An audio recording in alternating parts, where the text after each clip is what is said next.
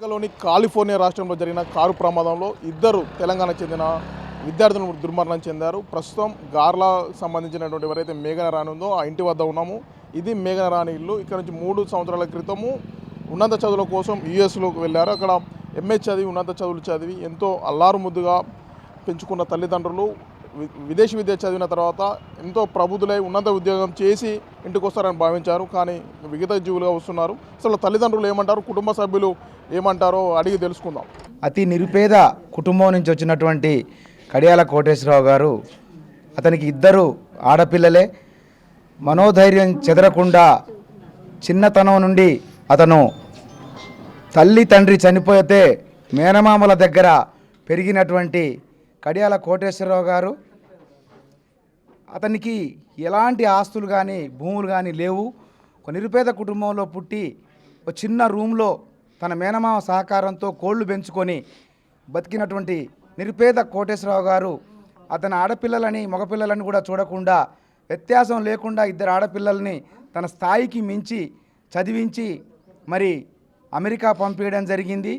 మరి కోటేశ్వరరావు గారి చిన్న పాప మరి దురదృష్టం వెంటాడి అక్కడ ఒక టూరిస్ట్ ప్లేస్ను విజిట్ చేయడానికి పోతే కారులో తన స్నేహితురాలతో పాటు కోటేశ్వరరావు గారి పాప కూడా మరి ప్రమాదవశాత్తు అక్కడ చనిపోవడం జరిగింది.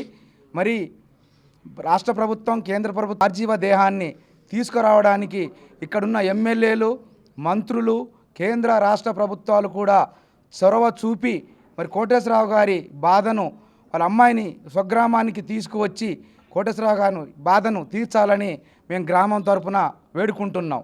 ముల్కనూరు గ్రామ నివాసి కడియాల కోటేశ్వరరావు గారు, కోటేశ్వరరావు రేణుక దంపతుల కుమార్తె కడియాల భావన విదేశీ చదువుల నిమిత్తం ఎంఏ చేయడం కోసం అమెరికా వెళ్ళడం జరిగింది. దురదృష్టవశాత్తు అమెరికాలో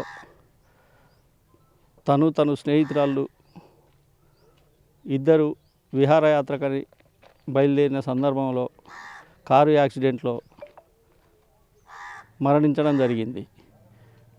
ఆ మరణించిన కడియాల భావనతో పాటు ఆమె స్నేహితురాలు, ఆమె కూడా గార్ల మండలానికి చెందిన మేఘన, ఇరువురు గార్ల మండలానికి చెందిన వారే కాబట్టి వాళ్ళు చనిపోవడంతో ఈ ఇరువురి కుటుంబాలు శోక సముద్రంలో మునిగిపోయినాయి. వారిని అక్కడి నుంచి వారి పార్థివ దేహాన్ని అమెరికా నుంచి వారి స్వగ్రామానికి రప్పించడంలో కేంద్ర రాష్ట్ర ప్రభుత్వాలు చొరవ తీసుకొని వారి పార్థివ దేహాలను ఇక్కడికి రప్పించి ఆ కుటుంబాలు శోక సముద్రం నుంచి బయటపడే విధంగా సహకరించగలరని కేంద్ర రాష్ట్ర ప్రభుత్వాలకు, ముఖ్యంగా ముల్కనూరు గ్రామ పంచాయతీ ప్రజల పక్షాన మేము విన్నవిస్తున్నాం. కడియాల భావన, మేఘన 2 మా స్నేహితులు లాంటి వాళ్ళు. వాళ్ళని తొందరగా ముల్కనూరు గ్రామానికి విదేశీ నుంచి వాళ్ళ డెడ్ బాడీని తీసుకురావాలని మేము మా యూత్ తరపున కానీ మా గ్రామం తరపున కానీ కొంచెం రిక్వెస్ట్గా గవర్నమెంట్ని కోరుతున్నాం. హాలిడేస్ అని చెప్పేసి ట్రిప్కి వెళ్ళింది. వెళ్ళేసి ఘాట్ రోడ్ అనుకుంటా, ఆ ఘాట్ రోడ్ నుంచి మరి స్లిప్ అయ్యి లోయలో పడిపోయి స్పాట్ డెడ్ అయిపోయింది. చనిపోయింది, ఎంబడే చనిపోయింది. పాప 2.5 years అయింది ఇక్కడ నుంచి వెళ్ళిపోయి. ఇక మళ్ళీ తిరిగి రాకుండా ఎటో వెళ్ళిపోయింది. ఇక లోకల్ జాబ్ కోసం సెర్చ్ చేస్తుంది. ఇంకొక 6 నెలలు అయితే జాబ్ కూడా వస్తుంది. రమ్మని చెప్పినా కూడా జాబ్ వచ్చిన తర్వాత ఒకసారి వచ్చిపోతా అని చెప్పింది. జాబ్ రాకుండా ముందే వెళ్ళిపోయింది. చాలా బాధగా ఉంది. ఏం చేస్తున్నామంటే ఏమైనా గవర్నమెంట్ తరఫు నుంచి మా అమ్మాయికి సహాయం చేయటము, పాపని తొందరగా మన ఇండియాకి తీసుకొని చేయటం చాలా తొందరలో రిక్వెస్ట్ చేస్తున్న గవర్నమెంట్ కానీ అధికారులు కానీ ఎవరున్నా ముందు పాపని ఇక్కడ ఇండియాకి తీసుకురావడానికి ప్రయత్నం చేయండి ప్లీజ్. వాళ్ళకున్న పరిస్థితి చూసి కూడా అందరూ కూడా బాధపడుతున్నారు తప్ప ఆ విషయం లేదు. మేము చేసేది కొంచెం సాయమైనా ఈ విషయాన్ని ప్రభుత్వం నుంచి ఇండియా వచ్చేటట్టు తీసుకొచ్చేటట్టు సాయం చేయగలరు మేము కోరుతున్నామండి.